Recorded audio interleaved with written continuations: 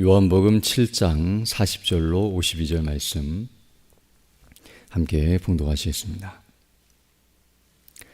이 말씀을 들은 무리 중에서 어떤 사람은 이 사람이 참으로 그 선지자라 하며 어떤 사람은 그리스도라 하며 어떤 이들은 그리스도가 어찌 갈릴리에서 나오겠느냐. 성경에 이르기를 그리스도는 다윗의 시로 또 다윗이 살던 마을 베들레헴에서 나오라 하지 아니하였느냐 하며 예수로 말미암아 무리 중에서 쟁론이 되니 그 중에는 그를 잡고자 하는 자들도 있으나 손을 대는 자가 없었더라. 아랫사람들이 대제사장들과 바리새인들에게로 오니 그들이 묻되 어찌하여 잡아오지 아니하였느냐. 아랫사람들이 대답하되 그 사람이 말하는 것처럼 말한 사람은 이때까지 없었나이다 하니 바리새인들이 대답하되 너희도 미혹되었느냐. 당국자들이나 바리새인 중에 그를 믿는 자가 있느냐. 율법을 알지 못하는 이 무리는 저주를 받은 자로다. 그 중에 한 사람 곧 전에 예수께 왔던 니고데모가 그들에게 말하되 우리 율법은 사람의 말을 듣고 그 행한 것을 알기 전에 심판하느냐. 그들이 대답하여 이르되 너도 갈릴리에서 왔느냐. 찾아보라 갈릴리에는 선지자가 나지 못하느니라 하였더라. 아멘. 오늘 우리가 읽은 이 본 말씀을 보게 되면 예수님께 대한 사람들의 다양한 반응과 모습을 우리에게 증거해 주고 있습니다. 먼저 오늘 본문 40절로 44절을 보게 되면 이렇게 말씀하고 있는데요. 이 말씀을 들은 무리 중에서 어떤 사람은 이 사람이 참으로 그 선지자라 하며 어떤 사람은 그리스도라 하며 또 어떤 이들은 그리스도가 어찌 갈릴리에서 나오겠느냐. 성경에 이르기를 그리스도는 다윗의 시로 또 다윗이 살던 마을 베들레헴에서 나오리라 하지 아니하였나 하며 예수로 말미암아 무리 중에서 쟁론이 되니 그 중에는 그를 잡고자 하는 자들도 있으나 손을 대는 자가 없었더라라고 말씀해주고 있습니다. 즉 오늘 본문을 보게 되면 어떤 이들은 예수를 믿는 자들도 있었고 그리고 또 어떤 이들은 믿지 않는 자들이 있었다는 사실을 우리에게 말씀해주고 있는데요. 오늘 본문이 말하는 것처럼 어떤 사람들은 바로 예수님이 그 선지자 바로 모세가 말했던 그 선지자다라고 말하는 이들도 있었고요. 또 어떤 이들은 예수님이 바로 그리스도, 메시아다라고 믿고 그렇게 말하는 이들이 있었다는 것을 가르쳐주고 있습니다. 그러나 반면에 어떤 이들은 예수님은 그리스도가 아니다, 메시아가 아니다라고 말하고 있었는데요. 그 이유가 무엇이냐면 여기 42절에 말하는 것처럼 바로 그리스도는 다윗의 시로서 다윗의 자손으로서 다윗이 살던 마을 곧 베들레헴에서 나오리라고 말하는 것처럼 만약 예수님이 그리스도시라고 한다면 베들레헴에서 태어나셔야 하는데 그들이 알기로는 예수님은 베들레헴에서 탄생한 것이 아니라 갈릴리 나사렛 출신이다. 즉 그곳에서 출생하였고 그곳에서 자랐다라고 그들은 믿고 있었기 때문에 바로 예수님은 그리스도일 리가 없다라고 말하고 있었음을 알게 됩니다. 우리가 아는 것처럼 예수님은 베들레헴에서 태어나셨고 그 이후에 이제 잠시 애굽으로 피난 가셨다가 즉 헤롯이 동방박사들의 이야기를 듣고 예수님을 찾고 또 죽이려 했기 때문에 그곳에 갔다가 나사렛으로 간 일이 있었는데요. 그들은 그 사실을 알지 못했기 때문에 이와 같이 말하고 있었음을 알게 됩니다. 그리고 어떤 이들은 오늘 44절 보게 되면 그를 잡고자 하는 자들도 있었다라고 말하는 것처럼 예수님을 잡아서 죽이려 하는 자들도 있었을 뿐만 아니라 그러나 이들이 손을 대지 못했다는 말은 하나님께서 그들을 막으시고 또 때가 되지 않았기 때문에 그 일을 행하지 못했기 때문이기도 하지만 그러나 오늘 본문이 말하는 것처럼 예수님이 그리스도라고 믿고 또 그분을 따르며 보호하는 이들이 있었기 때문에 또 뒤에 보게 되면 밀란이 일어날까 봐 두려워서 예수님을 잡지 않는 그런 일들이 있는 것처럼 사람들 가운데는 예수님을 추종하고 또 예수님을 나름대로 따르며 믿는 이들이 있었기 때문에 그들을 두려워하여 이들이 이와 같이 행하지 못했다는 것을 우리가 알 수 있습니다. 즉 어떤 의미에서 오늘 본문은 사람들 가운데 예수님을 믿고 따르는 이들도 있었을 뿐만 아니라 예수님을 믿지 않고 대적하는 이들이 있었다는 사실을 우리에게 가르쳐주고 있습니다. 또 오늘 본문 45절로 52절의 말씀에서도 같은 내용을 다르게 또 말씀해 주고 있는데요. 특별히 여기서도 예수님께 대해서 서로 다른 생각과 마음, 태도를 가지고 있는 이들이 있었다는 것을 우리에게 말해주고 있습니다. 특별히 여기 45절로 52절을 보게 되면 여기에는 이제 예수님을 잡아오기 위해 갔던 사람들이 돌아와서 바리새인들에게 잡지 못했다라고 말하고 있는 내용과 또 그들 가운데 논쟁이 일어난 일들이 있었음을 말해주고 있는데요. 앞에서는 일반 백성들 또는 무리들 가운데 이와 같이 두 부류로 나눠져서 예수님께 대해서 좋은 마음 또는 예수님께 대해서 잘못된 마음을 가지고 있는 이들이 있었다고 한다면 이제 45절로 52절은 다른 표현에서는 지도층 또는 권력이 있는 자들 가운데서도 이와 같이 나뉘고 있었다는 사실을 우리에게 말해주고 있습니다. 즉 하층민이든 귀족층이든 상관없이 모든 사람들이 예수님께 대하여 이와 같이 크고 작은 생각들을 가지고 있었으며 적대감을 가지고 반대 입장에 있는 이들도 있었고 호감을 가지며 예수님을 믿는 이들도 있었다는 사실을 우리에게 가르쳐주고 있습니다. 특별히 오늘 여기 45절을 보게 되면 아랫사람들이 대제사장들과 바리새인들에게로 오니 그들이 묻되 어찌하여 잡아오지 못하였느냐라고 말하고 있음을 보게 되는데요. 이 사건은 앞에 32절을 보게 되면 예수에 대하여 무리가 수군거리는 것이 바리새인들에게 들린지라 대제사장들과 바리새인들이 그를 잡으려고 아랫사람들을 보내었다라고 말씀하는 것처럼 예수님께 대하여 사람들이 이와 같이 서로 마음이 나뉘어지고 또 예수님께 대해 좋은 분위기가 일어나자 빨리 그것을 제압하기 위해 아랫사람들을 보내서 예수님을 잡아오도록 시켰음을 우리에게 말해주고 있습니다. 바로 그들이 이제 오늘 45절을 보게 되면 이제 돌아왔는데요. 예수님을 잡아오지 못하고 그냥 빈손으로 오자 왜 잡아오지 못했느냐라고 묻고 있음을 보게 됩니다.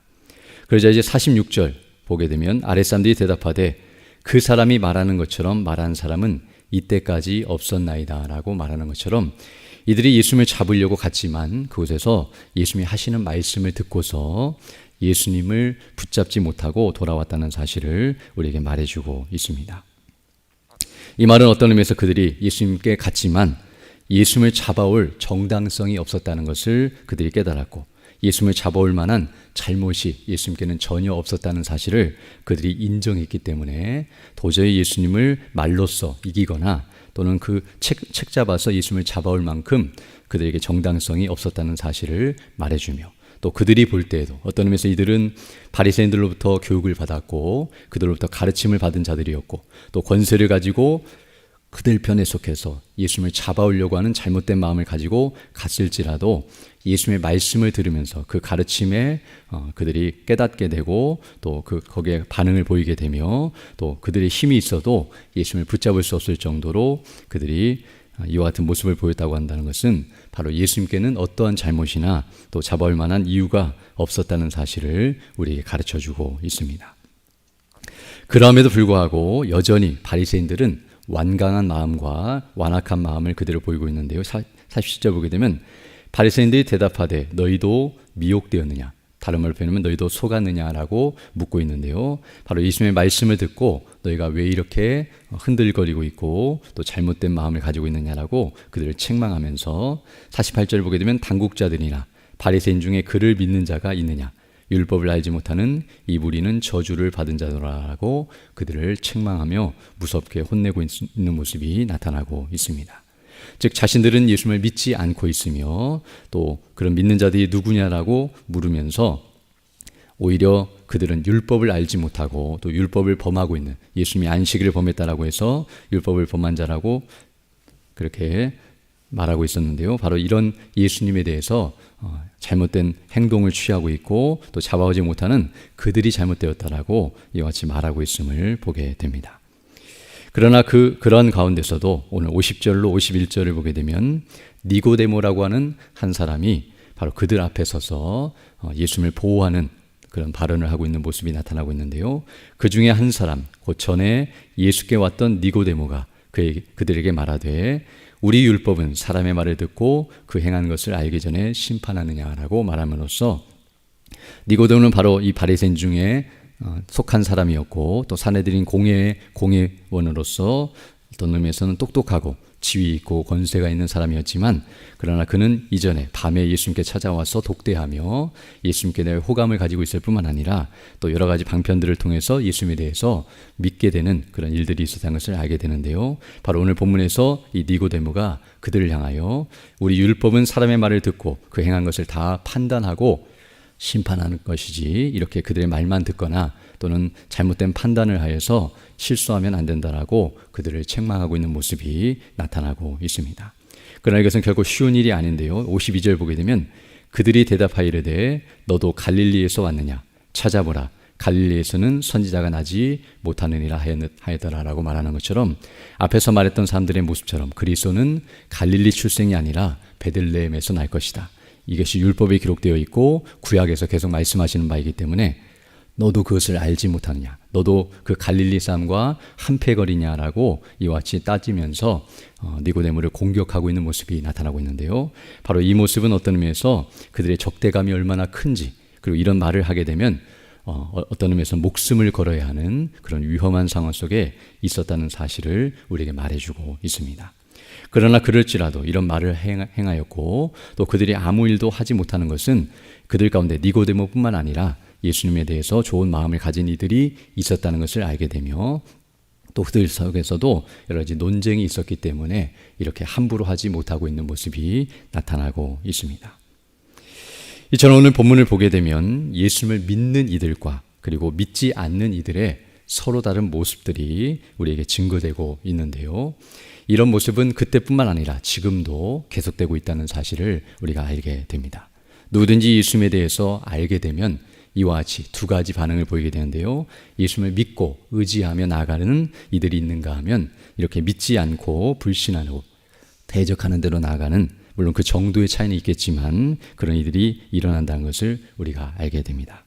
그래서 우리가 한 가지 생각해 볼 것은 이와 같이 예수님을 믿는 일이나 믿지 않는 일 둘 다 어떤 의미에서는 기적이라고 말할 수 있습니다. 우리가 하는 것은 기적이란 말은 놀라운 일, 또 기이한 일, 다른 말로 표현하면 이상한 일, 믿겨지지 않는 일, 사람이 할 수 없는 일을 우리가 기적이라고 말하는데요. 예수님을 믿는 것도 기적이지만 예수님을 믿지 않는 것도 기적이라고 말할 수 있습니다. 물론 좋은 의미가 아니라 나쁜 의미인데요. 우리가 아는 것처럼 예수님께서 하신 말씀이나 또 예수님이 행하신 일들, 수많은 기적과 이적과 표적을 행하셨는데요. 오늘 본문이 말한 것처럼 예수님의 말씀을 듣거나 그분이 행하신 일을 보게 되면 사람이 예수님을 믿지 않을 수 없습니다. 왜냐하면 예수님께서 행하시는 말씀이나 그 행하시는 일은 당신 자신이 누구신지를 드러내시며 바로 그분을 믿을 만한 표적이었기 때문에 그것을 보게 되면 누구든지 정당하다면, 정상적이라면 예수님을 믿는 대로 나아가야 마땅하다는 것을 알게 됩니다. 그러므로 예수님을 믿지 않고 있다는 것, 그런 것을 다 듣고 보면서도 예수님을 끝까지 믿지 않는다는 것은 어떤 의미에서는 기적이라고 말할 수 있습니다. 즉 좋은 의미에서의 기적이 아니라 나쁜 의미에서의 기적인데요. 일어날 수 없는 일이 일어나고 있고 믿겨지지 않고 정말 그렇게 할 수 없는데도 그렇게 행하고 있는 것이 기적이며, 사람이 할 수 없는 일인데 그런 일을 행하고 있다는 것이 기적이 아닐 수 없습니다. 그리고 이와 같이 예수님을 믿지 않는 것이 기적이라고 한다면 반대로 예수님을 믿는 것 또한 기적이라는 것을 알게 됩니다. 즉 사람이 스스로 할 수 없는 일이며, 다른 말로 표현하면 하나님의 은혜에 속한 일이라는 것을 우리에게 가르쳐 줍니다. 즉 하나님의 은혜가 아니면 어느 누구도 예수님을 믿을 수 없고, 하나님의 은혜로만이 예수님을 믿을 수 있다는 사실을 우리에게 가르쳐 주고 있습니다.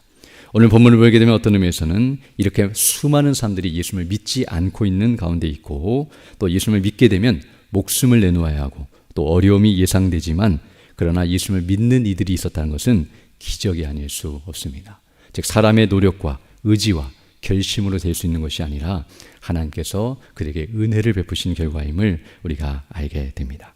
특별히 오늘 본문을 보게 되면 바로 예수님의 말씀을 듣고 그분의 행하신 일을 잘 알고 있으면서도, 그리고 율법에 대해서도 정통하고 잘 알고 있으면서도 예수님을 믿지 않고 있는 모습이 나타나고 있는데요. 바리새인들과 또 대제사장과 서기관들의 모습인데요. 정말 이런 모습은 얼마나 합당치 못한 모습인가를 우리가 알게 됩니다. 특별히 오늘 본문을 보게 되면 그 이유가 무엇이었냐면 예수님께 대한 잘못된 지식, 즉 예수님이 베들레헴 출신이 아니라 갈릴리 나사렛 출생이라고 그들이 잘못 알고 있었고 잘못 믿고 있었기 때문에 이와 같은 모습을 보인다는 것을 알게 되는데요. 그러나 그들이 그런 잘못된 지식을 가지고 있기 때문에 예수님을 못 믿고 있는 것이 아니라 더 정확히 표현하면 그들이 그것을 확인하지 않고 자기 생각대로 믿고 있는, 자기 생각대로 행하고 있는 악한 모습이란 것을 알 수 있습니다. 사실 이것은 핑계거리인데요. 얼마든지 그들이 예수님이 베들레헴 출신인지 나사렛 출신인지 알고 싶다고 한다면 그 어머니 마리아에게 가거나 또는 예수님께 직접 물어봐서 그것을 확인할 수도 있었지만 그렇게 하지 않고 있었으며 설령 알려준다 할지라도 그들은 이 핑계가 아니라 예수님은 율법을 어겼고 안식을 범한 자고 신성모독을 한 사람이라고 핑계를 대면서 끝까지 믿지 않을 것을 우리는 알고 있습니다. 또 비관한 예로서 예수님의 가족들, 동생들이나 친척들은 마리아를 통해서 예수님이 출생에 대해서 들었을 텐데요. 그것을 알고 있으면서도 그들이 믿고 있지 않다는 것은 바로 그것을 알려주어도 그것을 안다 할지라도 사람이 예수님을 믿게 되는 것이 아니라는 것을 알 수 있습니다. 또한 오늘 본문을 보게 되면 예수님이 갈릴리 출신이라고 그들이 믿지 않고 있는데요. 설령 예수님이 그리스도가 아니라 할지라도 즉 베들레헴에서 출생한 것이 아니라 할지라도 사실은 예수님을 이와 같이 대적해서는 안 되고 도리어 예수님을 그리스도로는 못 믿는다 할지라도 선지자로는 믿어야 하며 하나님이 보내신 자로 믿고 따라야 함에도 불구하고 그들은 이와 같이 예수님에 대해서 어떠한 이유로도 대적하거나 반대할 이유가 없음에도 불구하고 이와 같이 끝까지 죽이려 하고 악을 품고 있다는 것은 인생이 얼마나 완악한 존재인가를 우리에게 그대로 보여줍니다. 그러므로 결론적으로 말씀드리면 예수님을 사람이 믿는다는 것은 기적 중의 기적인데요. 바로 하나님께서 베푸신 최고의 은혜이며 우리가 이 땅에서 받을 수 있는 은혜 중에서 가장 큰 은혜라는 것을 알게 되고 이 땅에서 돈을 많이 벌거나 건강하거나 권세를 누리는 것보다 예수님이 누구신가를 알아보고 그분을 바르게 믿고 구원을 받아 영생을 누리는 것, 그것이 사람이 이 땅에서 받을 수 있는 최고의 기적이며 최고의 은혜라는 것을 우리가 다시 한번 깨닫게 됩니다. 그럼 우리가 이와 같은 자리에 있게 된 것 정말 하나님의 은혜라는 것을 생각하며 감사를 드려야 할 것이고 또 오늘 본문 말씀처럼 예수님에 대해서 바르게 알기를 원하고 또 그에 대해 더욱 힘쓰는 자들이 되어야 하는데요. 그러지 못하면 예수님을 믿는데 걸림돌이 되거나 또 연약한 대로 나아갈 수 있음을 기억하면서 예수님이 누구신가를 성경이 말한 대로 바르게 확신하고 믿으며 그 은혜를 늘 사모하면서 나아갈 때 성령이 인도하심 가운데 바르게 믿고 오늘 니고데모와 같이 목숨을 걸고 주님을 위해서 일하며 또 주님을 따르며 또 주님의 뜻을 따라서 순종하게 된다는 것을 기억하면서 이런 은혜를 따라 나아가는 우리 모두 되기를 간절히 소망합니다. 함께 기도드리겠습니다. 걸어가시고 자비로우신 아버지 하나님 감사를 드립니다. 오늘도 하나님의 은혜 가운데 귀한 하루를 시작하게 하시고 특별히 오늘 주일을 맞이하여 주 백성들이 함께 모여 예배하며 영광 돌릴 수 있는 귀한 은혜의 한 날을 우리에게 허락해 주심을 인하여 감사를 드립니다. 오늘 말씀처럼 우리 주 예수 그리스도를 믿는 믿음 안에 우리 모두가 더욱 견고하게 설 수 있도록 인도하여 주시고 진리의 말씀 복음이 무엇인가를 더 밝히 깨닫게 하시며 그 은혜로 충만하여서 복음을 담대히 증거하며 주의 이름과 그 영광을 높이고 그 뜻을 따라 살아가는 우리 모두 될 수 있도록 은총을 더하여 주옵소서. 특별히 예배를 인도하시며 말씀을 증거하시는 담임 목사님의 능력과 지혜와 권능과 성령의 충만함을 더하여 주셔서 진리의 말씀 복음이 담대히 선포될 수 있도록 은혜를 덧입혀 주시고 또 우리 어린아이부터 시작한 우리까지 모든 성도들이 그 말씀을 통하여 은혜를 받고 진리 안에 견고하게 서며 믿음의 뿌리를 내리고 자라가는 은혜가 넘치게 해주셔서 하늘의 영광과 그네로 충만하고 우리 모두가 그리스도 안에서 교제하며 맡기신 사명을 바르게 잘 감당하며 나갈 수 있도록 은총을 더하여 주옵소서. 또 이 시간 기도할 때 주의 성령께서 함께하사 믿음으로 주의 뜻을 간구하는 귀한 시간 되게 하시고 그 뜻을 따라 살아가는 복된 나날이 될 수 있도록 은총을 더하여 주옵소서. 우리 구주 예수님 이름으로 기도드립니다. 아멘. 하늘에 계신 우리 아버지의 이름을 거룩하게 하시며 아버지의 나라가 오게 하시며 아버지의 뜻이 하늘에서와 같이 땅에서도 이루어지게 하소서. 오늘 우리에게 일용할 양식을 주시고 우리가 우리에게 잘못한 삶을 용서하여 준 것 같이 우리 죄를 용서하여 주시고 우리를 시험에 빠지지 않게 하시고 악에서 구하소서. 나라와 권능과 영광이 영원히 아버지의 것입니다. 아멘. 기도하시고 들어가시기 바랍니다.